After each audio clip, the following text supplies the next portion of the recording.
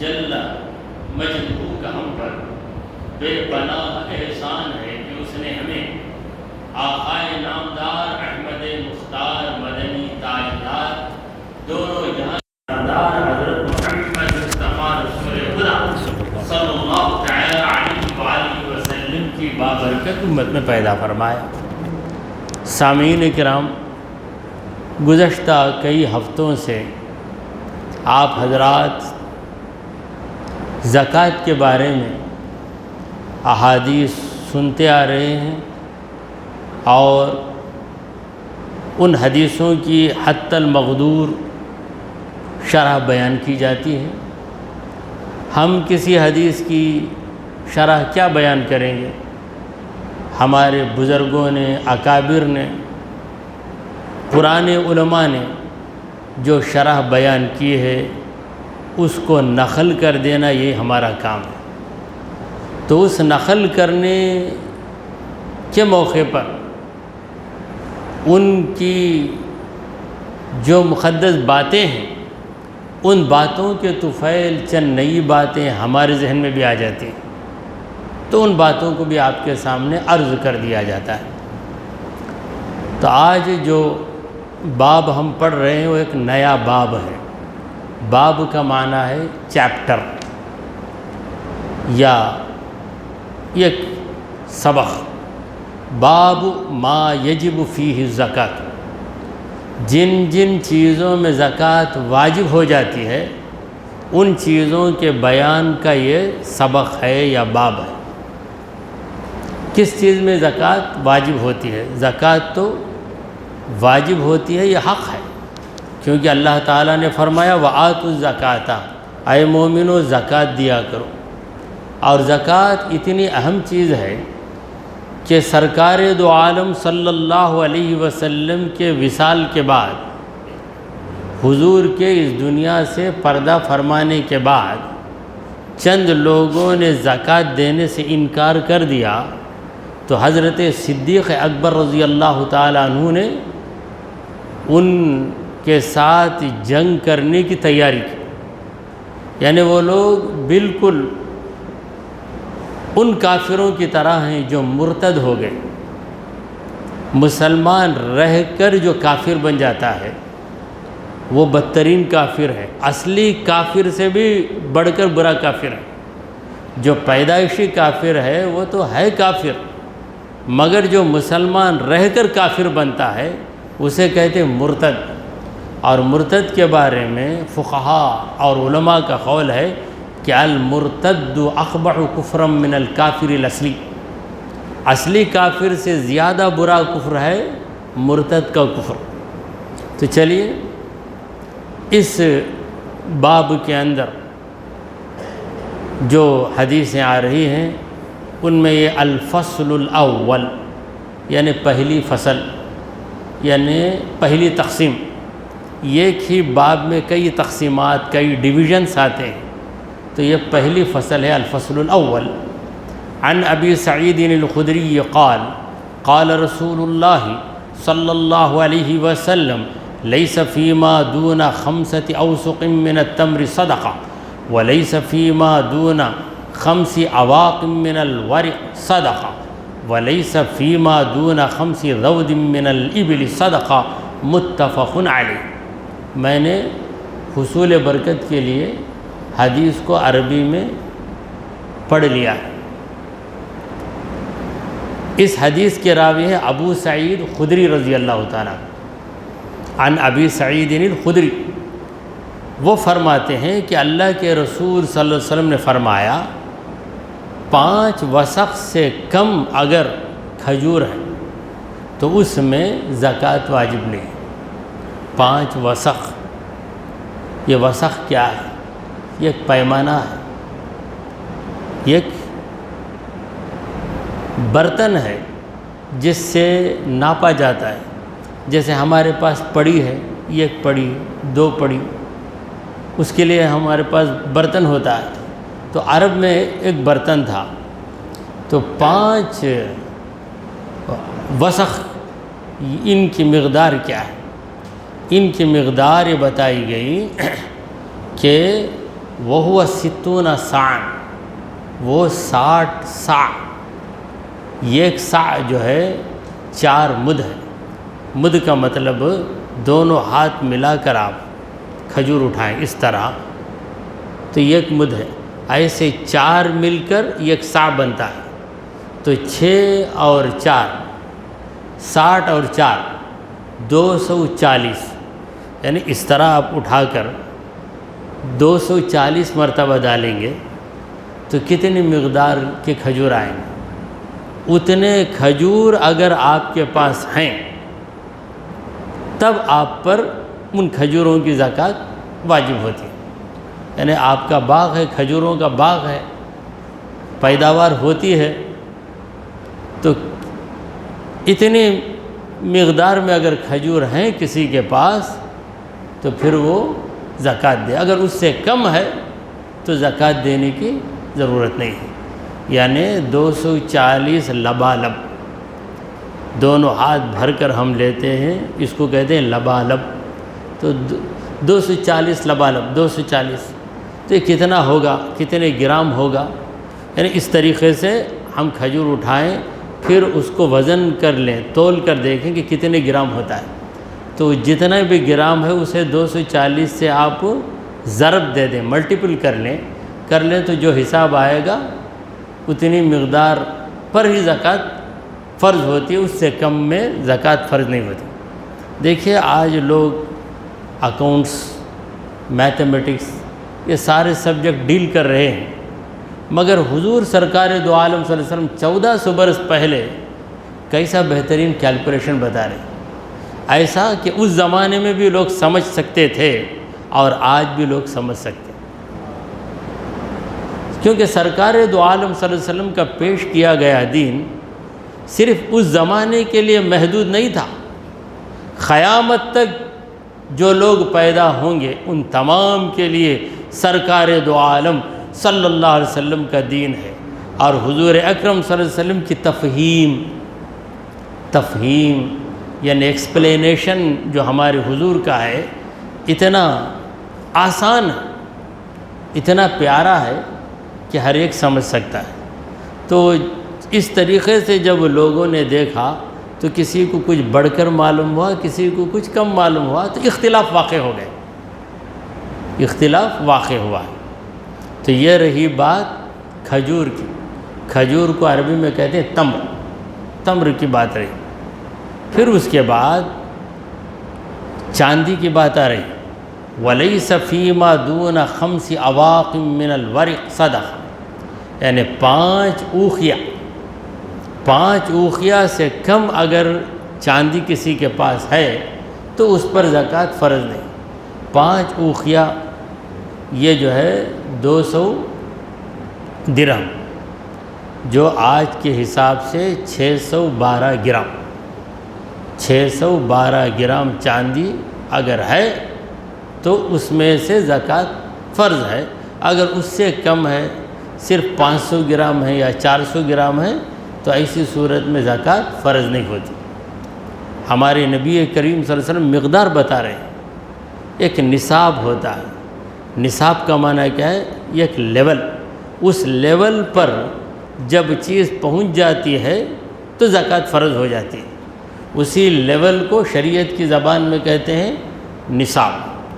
سرکار دو عالم صلی اللہ علیہ وسلم نے کھجور کا نصاب بتایا، پھر چاندی کا نصاب بتایا، پھر فرمایا وَلَيْسَ فِي مَا دُونَ 5 زَوْدٍ مِّنَ الْإِبِلِ صَدَقَةٌ، 5 اونٹنیوں سے یا 5 اونٹوں سے کم اونٹ کسی کے پاس ہیں تو اس پر بھی زکوٰۃ فرض نہیں۔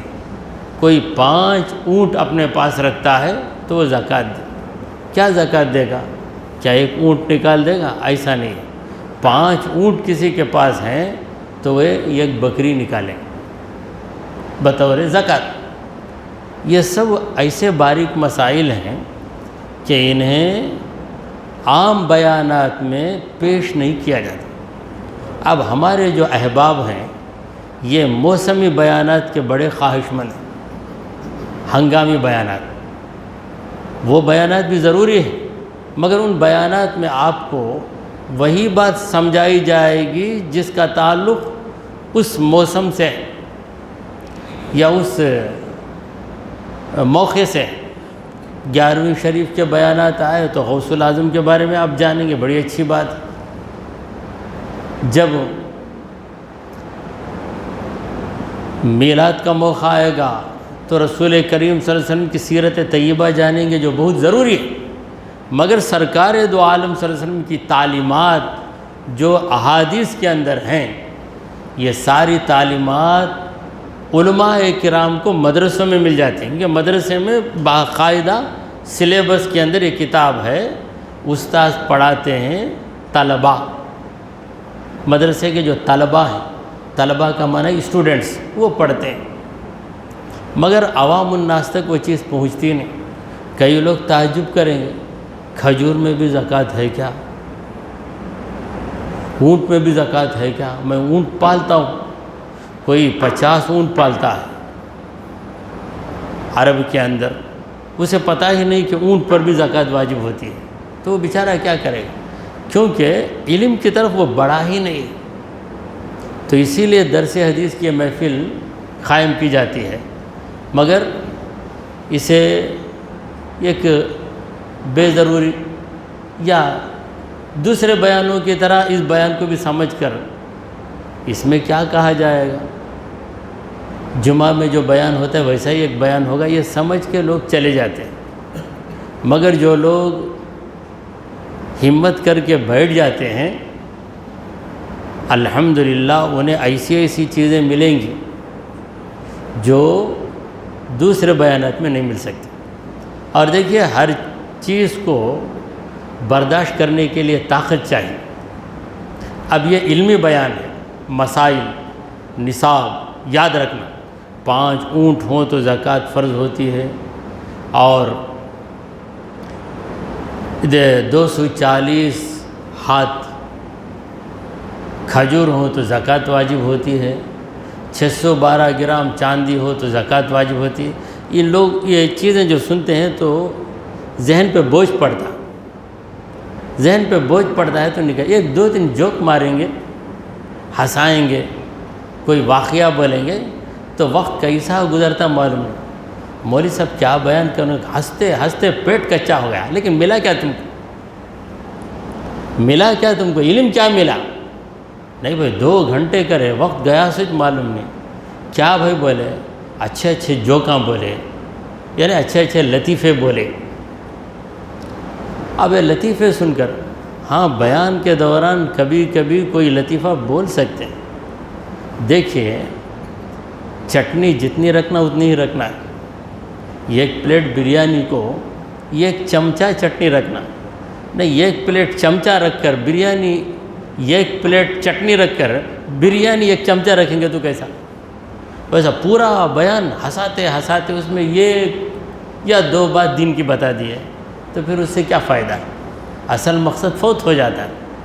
تو میں یہ عرض کر رہا ہوں کہ یہ درس حدیث کی جو محفلیں ہیں، یہ بہت ہی اہم محفلیں ہیں، کیونکہ ان محفلوں میں وہ علم آپ کے سامنے پیش کیا جاتا ہے جو علم دینی مدارس میں علماء کا جو کورس ہے، مولوی کا کورس ہے، وہاں پہ پڑھایا جاتا ہے۔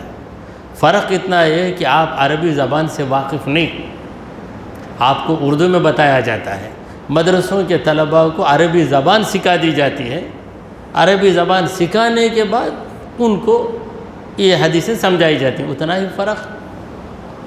تو اب اس حدیث میں سرکار دو عالم صلی اللہ علیہ وسلم نے 3 چیزوں کا ذکر کیا ہے۔ پہلی چیز کھجور، دوسری چیز چاندی، اور تیسری چیز ہے اونٹ۔ عرب کے اندر یہ تینوں چیزیں بہت مشہور ہیں۔ چاندی تو ہر جگہ ہے، مگر کھجور یہ مدینے کی خاص چیز ہے۔ پروردگار عالم نے مدینے کے اندر کھجوروں میں برکت عطا فرمائی۔ اسی طرح یہ اونٹ، یہ ریگستان، عرب کا علاقہ ریگستان ہے، وہاں اونٹ کثیر تعداد میں پائے جاتے ہیں، لہٰذا وہاں کے لوگوں کے اعتبار سے نبی کریم صلی اللہ علیہ وسلم نے یہ ساری چیزیں بتائی۔ اب ہمارے پاس تو اونٹ نہیں ہے، کون اونٹ پالتا؟ اونٹ لا کر ذبح کرنے میں کتنی مصیبت ہے۔ چند سال پہلے اونٹوں کی قربانی کا بڑا زور تھا۔ اب یہ اونٹ خرید کر لے آ جاتے، آنے کے بعد آ کر ہم سے گزارش کرتے ہیں مولوی صاحب تقریر میں بولو کیا اونٹ کی قربانی افضل بولو۔ کیسا بھی بولیں گے؟ بکرے کی قربانی سے افضل، اونٹ کی قربانی افضل کیسا بولیں گے؟ پہلا بکرا جو جانور اسماعیل ذبیح اللہ کے لیے ذبح ہو، وہ بکرا ذبح ہوا تھا، اونٹ تو نہیں آیا نا۔ اللہ تبارک و تعالیٰ نے اختیار دیا، اگر بکرا نہیں تو گائے کی قربانی بھی ہو جاتی ہے اور اونٹ کی قربانی بھی ہو جاتی ہے۔ نہیں اونٹ کائے کو کیوں اونٹ کر، میں اونٹ لالا ہوں ایسا بھی بولے تو بیان میں سب بکرے چھوڑ کر اونٹ خریدیں گے۔ تو اپنی تجارت کے لیے غیر افضل کو افضل بتاؤ۔ یہ صحیح ہے کہ اونٹ کی قربانی ہو جاتی ہے، ضرور ہو جاتی ہے، مگر ایسا سمجھانا کہ بکرا ذبح کرنے میں ثواب نہیں ملتا، اونٹ ذبح کرنے میں ثواب ملتا ہے، یہ کیسا درست ہے؟ اور پھر اونٹ میں 7 آدمی شامل ہوں، مگر ایک اونٹ لا کر 7 نہیں، جو بھی ملا آپ کو حصہ کیا اوکے نام لکھ لے، 25-30 آدمیوں کے نام۔ اونٹ کتنے بھائی؟ ایک ہی جگہ اونٹ، سب کو گوشت کتنا دیتے ہیں نکال کر 4 کلو، حالانکہ کئی کلو ملنا چاہیے، اونٹ کے گوشت میں فراوانی ہوتی۔ اب بھائی غریبوں کو بانٹ ڈالے، بھائی ہمیں غریبوں کو بانٹ ڈالے، یا نہیں تو کیا اتنی دیر سے آئے؟ کیا بھائی ابھی آپ بولے تھے 4 بجے آؤ، بولے تھے لیکن جلدی جلدی کم ہوگا کیا، جھٹ ہوگا، ہمیں بانٹ ڈالے سو۔ تو یہ چلنے لگا، بات لوگوں کو معلوم ہو گیا، ارے اونٹ کے نام پر ایک ناجائز دھندا چل رہا ہے، تو اس لیے لوگ حصہ لینا چھوڑ دیے، تو اب وہ چیز بھی دھیرے دھیرے ختم ہو گئی۔ اگر صحیح ہو تو وہ چیز جاری و ساری رہی، کیونکہ دھوکہ کھانے والا بھی ایک مدت تک دھوکہ کھائے گا، پھر اس کے بعد اسے دھکا لگے گا تو پتہ چلے گا کہ دھوکہ دے رہے ہیں۔ تو بہرحال یہ حدیث اس کے اندر 3 چیزوں کا ذکر کیا گیا، متفق علیہ۔ یہ متفق علیہ کیا ہے؟ کئی بار عرض کر چکا ہوں، میرا خیال ہے بلکہ مجھے یقین ہے کہ جو مسلسل درس حدیث کی محفلوں کو آتے ہیں وہ متفق علیہ کا معنی اچھی طرح جانتے ہیں، جبکہ بعض ایسے حضرات جو پکے عالم نہیں ہیں مگر خود کو عالم بتاتے ہیں، ان سے اگر آپ پوچھیں کہ متفق علیہ کیا ہے، کیا بھائی کیا کی پوچھتے نہ بولیں، مگر درس حدیث کی اس محفل میں بیٹھنے والے آسانی سے جواب دیں گے۔ متفق علیہ کا مطلب وہ حدیث جسے امام بخاری امام مسلم دونوں نے روایت کیا ہے، دونوں کتابوں کے اندر وہ حدیث آئے، صرف بخاری میں آئے تو ہم کہیں گے رواہ البخاری، اس کو امام بخاری نے روایت کیا، صرف امام مسلم میں آئے تو کہیں گے کہ مسلم شریف کی حدیث ہے، مگر دونوں کتابوں میں ایک حدیث آئے تو اس حدیث کی ویلیو بڑھ جاتی ہے، اس کا درجہ بڑھ جاتا ہے، تو اس کا نام ہے متفق علیہ، یعنی دونوں اماموں نے، امام بخاری امام مسلم دونوں نے اس پر اتفاق کر لیا ہے، اس حدیث کے صحیح ہونے پر دونوں نے اتفاق کر لیا ہے، لہذا اس حدیث کا نام کیا ہے؟ متفق علیہ۔ چلیے ایک اور حدیث آپ کے سامنے عرض کی جاتی ہے، وعن ابی ہریرہ قال قال رسول اللہ صلی اللہ علیہ وسلم لیس علی المسلم صدقۃ فی عبدہ ولا فی فرسہ وفی روایت قال لیس فی عبدہ صدقۃ الا صدقۃ الفطر متفق علیہ۔ اس حدیث کے راوی ہیں حضرت ابو ہریرہ رضی اللہ تعالیٰ، وعن ابی ہریرہ، حضرت ابو ہریرہ رضی اللہ تعالیٰ عنہ سے روایت ہے، وہ کہتے ہیں کہ اللہ کے رسول صلی اللہ علیہ وسلم نے فرمایا، دیکھیے حدیث جب ہم پڑھتے ہیں تو 2 بار قال آئے گا، قال رسول اللہ، قال کا معنی ہے بولا فرمایا، پھر قال فرمایا کیا مطلب؟ ابو ہریرہ نے فرمایا کہ رسول اللہ نے فرمایا، اس لیے 2 جگہ قال، بس کو سمجھ میں نہیں، 2 بار پرنٹ کر دیا قال بول۔ تو کتنی احتیاط ہے حدیث بیان کرنے میں، ہمارے بزرگوں نے کتنی احتیاط سے کام لیا ہے۔ تو حضرت ابو ہریرہ رضی اللہ تعالیٰ عنہ نے کہا کہ اللہ کے رسول محمد عربی صلی اللہ علیہ وسلم نے فرمایا کہ مسلمان پر اس کے غلام کے معاملے میں زکوٰۃ فرض نہیں۔ دیکھیے غلام، اس زمانے میں تو کہیں غلام نہیں، غلامی کا دور ختم ہو گیا۔ غلام جو ہوتا ہے وہ ایک مال کی طرح ہے، اسی لیے غلام کو بیچتے بھی ہیں، خریدتے بھی ہیں۔ غصہ آیا تو ہم بولے تیرا زر خرید غلام کیا، یعنی تو مجھے غلام خرید کر غلام بنایا کیا، میں تیری بات ماننا؟ یہ زر خرید غلام کیا ہے بولتے، ہم بولتے لیکن کیا بولتے ہم کو ہی معلوم نہیں ہوتا۔ زر خرید غلام، زر کے معنی پیسہ، زر کیسے کہتے ہیں؟ پیسے کو۔ ایک بڑی مشہور کہاوت ہے، زر ہے تو ور نہیں تو پڑھ کو مر، یہ دکنی زبان کی کہاوت۔ زر کا معنی پیسہ، زر ہے تو ور نہیں تو پڑھ کے مر۔ ذرا ادھر چلے گئے تو پیسہ پھینکو، تماشا دیکھو۔ انگریزی کی طرف آ جاؤ تو منی میکس منی بولتے۔ ہر زبان میں محاورے ہیں جس سے پیسوں کی اہمیت بتائی جاتی ہے۔ تو جو غلام ہوتا ہے، مرد ہو تو غلام، عورت ہو تو اسے لونڈی کہیں گے یا کنیز بھی کہیں گے، لونڈی، کنیز، باندی۔ اگر کسی کے پاس 10 غلام ہیں یا 100 غلام ہیں، صحابہ کرام کے دور میں جو فتوحات ہوتی تھیں، کافروں کو گرفتار کر لیا جاتا تو وہ کافر گرفتار ہو کر مجاہدوں کے غلام بن جاتے تھے، تقسیم کر دیا جاتا تھا۔ تو یہ جو غلام ہیں، اگر کسی کے پاس 50 غلام ہیں تو غلام چونکہ مال کے جیسے ہیں، یعنی چیز بیچ بھی سکتے، خرید بھی سکتے، اس کے باوجود غلام کے مالک ہونے کی وجہ سے غلام پر زکوٰۃ فرض نہیں۔ غلام پر کا مطلب جس طرح سونے پر زکوٰۃ ہے، سونا آپ کے پاس ہے تو سونے کی وجہ سے آپ پر زکوٰۃ فرض ہو گئی، چاندی ہے تو چاندی کی وجہ سے آپ پر زکوٰۃ فرض ہو گئی۔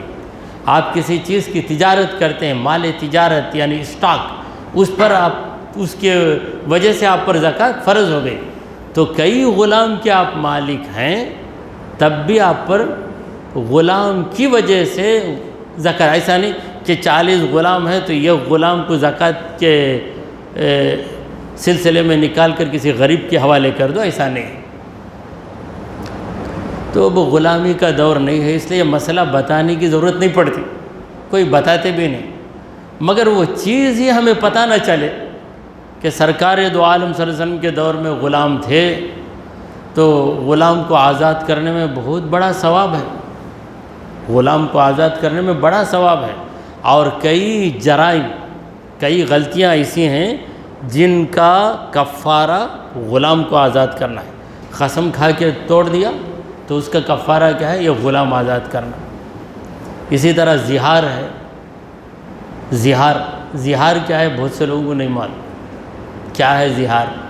زہار کا معنی ایک شوہر اپنی بیوی سے کہتا ہے کہ میری ماں کی طرح تو مجھ پہ حرام ہے، بول دیا میری بہن کی طرح تو مجھ پہ حرام ہے۔ تو یہ جو بول رہا ہے یہ کہنے سے وہ حرام ہو جائے گی، یہ بولنے کا نام زہار ہے۔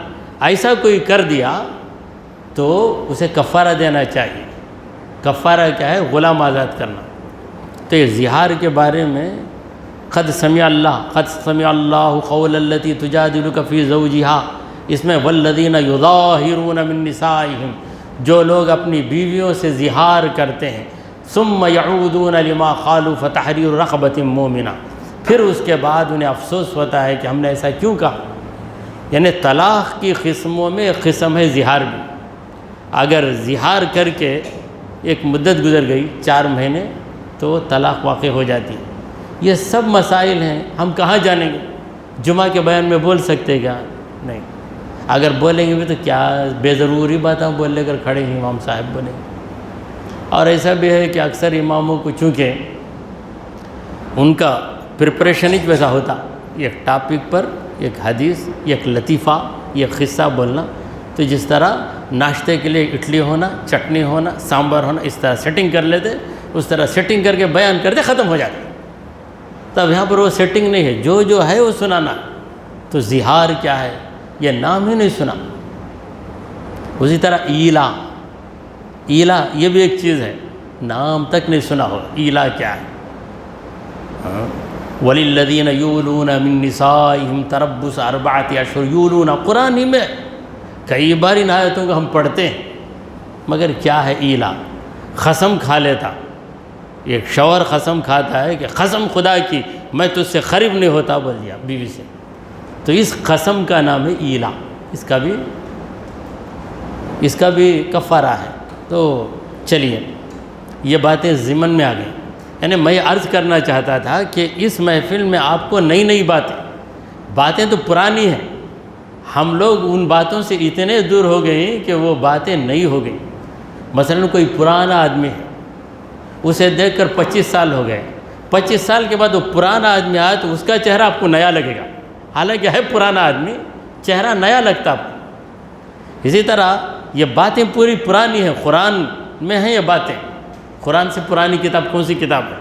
مگر ہم ان باتوں سے اتنے دور ہو گئے کہ وہ پرانی باتیں ہمارے لیے بالکل نئی باتیں لگنے لگی کہ نئی بات ہے۔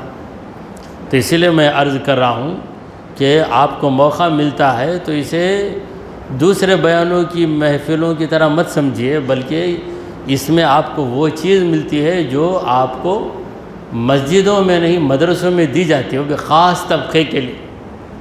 مگر اللہ کا کرم ہے کہ اس نے توفیق بخشی ہے آپ کو اور ہم کو کہ ہم درس حدیث کے نام سے یہ کتاب پڑھ رہے ہیں۔ تو سرکار دو عالم صلی اللہ علیہ وسلم یہ سمجھا رہے ہیں کہ اگر کوئی غلاموں کا مالک ہے تو غلام اگرچہ کہ ایک مال ہے مگر اس مال کی وجہ سے زکوٰۃ فرض نہیں ہوتی۔ ولا فی فرسہ، گھوڑے پر بھی زکوٰۃ فرض نہیں ہوتی۔ تو کون سا گھوڑا؟ جہاد کے لیے جو گھوڑا خریدا جاتا ہے، اگرچہ کہ گھوڑا بھی ایک جانور ہے، ایک مال ہے، اسے بیچ سکتے، خرید سکتے، مگر اس پر زکوٰۃ اس لیے فرض نہیں کہ اسے جس مقصد کے لیے آپ رکھیں ہیں وہ مقصد کیا ہے؟ راہ خداوندی میں لڑنا۔ اگر آپ کے پاس کئی تلواریں ہیں، جہاد کے لیے ہیں، تو ان تلواروں پر بھی زکوٰۃ فرض نہیں ہوگی، کیونکہ مقصد بیچنا نہیں ہے، تجارت نہیں ہے۔ وفی روایت، اور ایک روایت میں یوں بھی آیا ہے، قال، نبی کریم صلی اللہ علیہ وسلم نے فرمایا، لیس فی عبدہ صدقہ، غلام کا کوئی مالک ہے تو غلام کی وجہ سے اس پر کوئی زکوٰۃ فرض نہیں ہوتی، الا صدقۃ الفطر، مگر صدقہ فطر واجب ہو جاتا ہے، فطرہ۔ اگر کسی کا کوئی غلام ہے تو وہ اپنی جانب سے بھی فطرہ دے گا، اپنے غلام کی جانب سے بھی فطرہ دے گا، جیسا ہم اپنے بچوں کی جانب سے فطرہ دیتے ہیں۔ ہمارے بچے ہیں تو بچوں کا فطرہ کون دینا؟ باپ ہی دینا۔ کیسے بچے کا؟ جو نابالغ ہو، بالغ ہو گیا تو اس کی ذمہ داری ہو جاتی، باپ کی ذمہ داری نہیں۔ ہاں اگر باپ دے دے تو اچھی بات ہے، مثلا آپ کا بیٹا 25 سال کا ہے، پھر بھی آپ اسے بچہ بچہ، وہ بولتا کہ میں کہاں بچہ، مجھے بچہ ہو جاؤں گا بولتا، لیکن اسے ہم بچہ بچہ بچہ بولتے ہیں۔ تو 20 سال کا بیٹا اگر آپ کا ہے تو اس کا فطرہ نکالنا آپ پر واجب نہیں ہے، اگر آپ نکال دیتے ہیں تو ادا ہو جاتا ہے۔ جیسے میں ہوٹل میں جا کر چائے پیوں تو میری چائے کا پیسہ دینا آپ پر فرض نہیں ہے، اگر آپ دے دیں گے تو ہوٹل والا مان لیتا، ہاں پیسہ آگا مولانا، پیسہ آگا، آپ جاتے رہو بنے، آپ دے دیے تو ادا ہو جاتا پیسہ، اگر نہیں دیے تو آپ کی ذمہ داری نہیں، میں چائے پیا میری ذمہ داری۔ اسی طرح کوئی بالغ ہے، 15 سال کراس کر دیا، بالغ ہو گیا، تو اگر وہ صاحب نصاب ہے تو وہ اپنا فطرہ ادا کرے، اگر باپ ادا کر دیتا ہے تو تب بھی ادا ہو۔ اس کی ایک مثال میں دیا تھا، ہوٹل میں جا کے میں ناشتہ کروں تو مجھ پر ضروری ہے ناشتے کی قیمت دینا، مگر کوئی میری جانب سے دے دیا، پھر میں جا کر کیش کاؤنٹر پہ کھڑ کے دیا تو نہیں پیسہ آ گیا، جاؤ ضرورت نہیں دینی، کون وہ صاحب دے کر چلے گئے۔ ایسا زیادہ تر علماء کے ساتھ ہوتا ہے، یہ مہربانی علماء کے ساتھ ہوتی ہے، کیونکہ اللہ تعالیٰ عالم کی محبت، امام کی محبت دل میں ڈال دیتا۔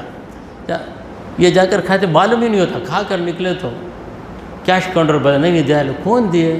نہیں وہ صاحب جاتے تھے، آ کر میں پوچھا، انہوں کھاتے نہیں، ان کا جو بل ہے میں دے ڈالوں گا، بول کو ایک ایڈوانس دے کر چلے گئے، انہوں میں لے نہیں سکتا، کیسا ہوئے؟ تو ایسا معاملہ ہو جاتا ہے۔ یہ بطور مثال میں نے آپ کے سامنے پیش کیا۔